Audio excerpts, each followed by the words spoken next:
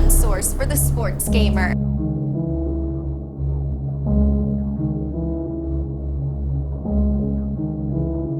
What's good, sports gamers, and welcome to the final part of our 3-part defensive tutorial series, where I now go over how to limit the fast break with transition defense.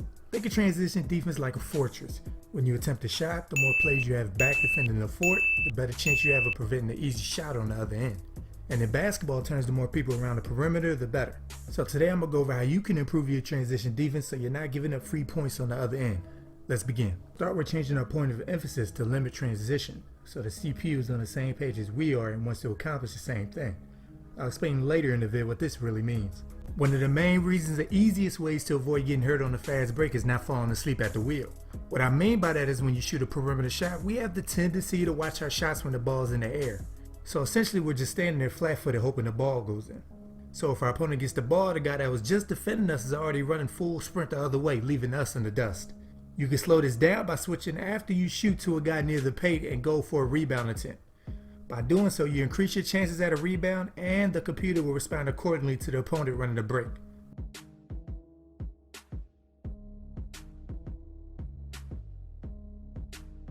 The only spot this becomes a problem is when you're shooting from the corner, because you're not between the opponent and the basket. It's basically a sprint the other way. So for your slower offensive players, this is a problem. So you want to make sure you set your defensive settings to limit transition, as it allows the guys in the corner to slowly backpedal once the shot goes up in preparation for the opponent sprinting the other way. It won't make your slow-footed shooting guard any faster, but at least you'll have a head start.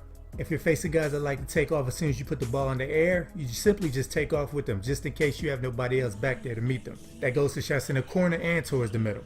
As I stated earlier, 4 out, 1 in offenses are already set up to well defend fast breaks because of the men at the perimeter.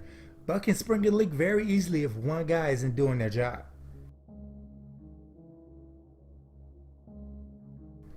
A lot of guys in 2K and real life live off fast break points, so take that option away really forces them to be more effective in the half court, and you'd be surprised how ordinary some guys become.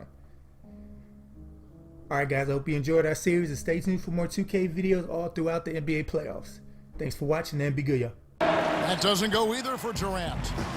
That's not a sight you see very often. I mean, yeah.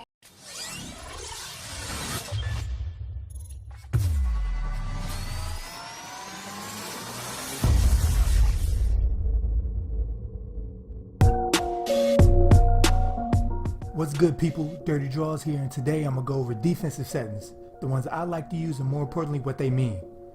And we'll start with the matchup screen. I'll make this part quick since it's pretty cut and dry. This is how you get a certain defender on an opposing player. Preferably you want to swap your point guard, shooting guard, and small forward with each other and power forward and centers between the two, so you don't create a huge mismatch anywhere. And don't worry if you, for example, want Kawhi Leonard on Westbrook, Tony Parker won't end up defending Durant, the point guard shoot guard.